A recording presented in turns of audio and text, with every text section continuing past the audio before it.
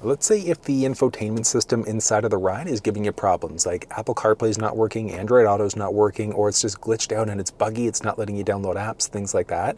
You could do a full factory reset, but the downside with a full factory reset is that it's going to get rid of all of the settings that you've saved. So you do a full reset, it'll get rid of everything.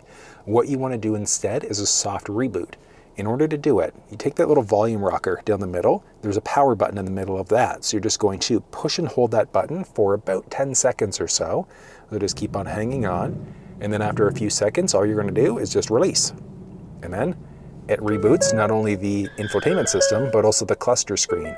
So that should get rid of the majority of issues that you're facing. So like I said, if Apple CarPlay is not working, Android Auto is not working, or it's glitching out or giving any sort of problems, you'd want to do that soft screen reboot first. If that doesn't work, then you want to try to do that hard reset. If that doesn't work, you want to take it into your dealership.